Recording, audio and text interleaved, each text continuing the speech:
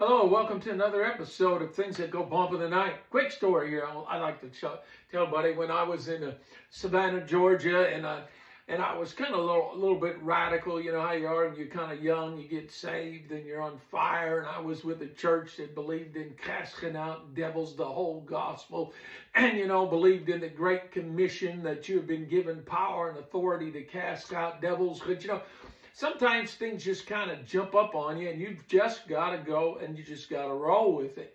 I remember there was a friend of mine and me. We were eating out of a restaurant. It was one of those like 24-hour breakfast places. It was similar to like the Waffle House, but wasn't quite there. It had about the same thing, but not the same name. But anyways, this was back in like 1995, 96, and all of a sudden we got out and we were getting ready to leave, and a friend asked for prayer, and as normal with people that are in Christianity, I thought, okay, no problem. I'll just pray for you, pray with you, before he left. And so he was standing out in front of his car. I was getting ready to go to mine. I laid my hands on him, and then I started to pray for him. And then when I started to pray for him, all of a sudden it was like, bam, he fell out in the spirit, hit the ground. And I looked around, and, it just so happens, one of those crazy stories, it just so happens that a cop happened to pull up, a police officer.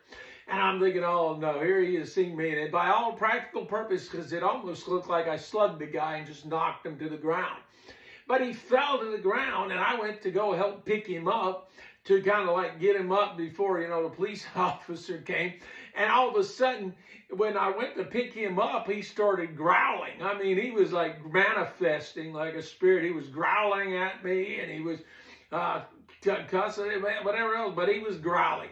And all of a sudden, I put my hands on him and started commanding that spirit to leave. About that time, the police officer rolls on up. He rolls over and he says, "Hey, is everything okay going on here?" I said, "Yes, sir, no problem, officer. I'm just casting a demon out of this guy." And he was like, "Okay, I'm out of here."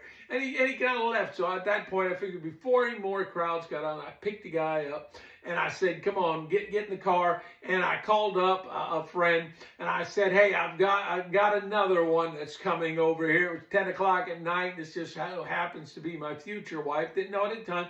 I said, so I bring him over there and said, "Hey, you got time to pray for somebody?" And she'd been fasting for 21 days. Said, "Sure." I said, okay, brought him over there. And long story short, we cast the spirit out of him. He got set free that day. But hey, if you ever been through this, leave a comment, hit a thumbs up and a like. And I appreciate everything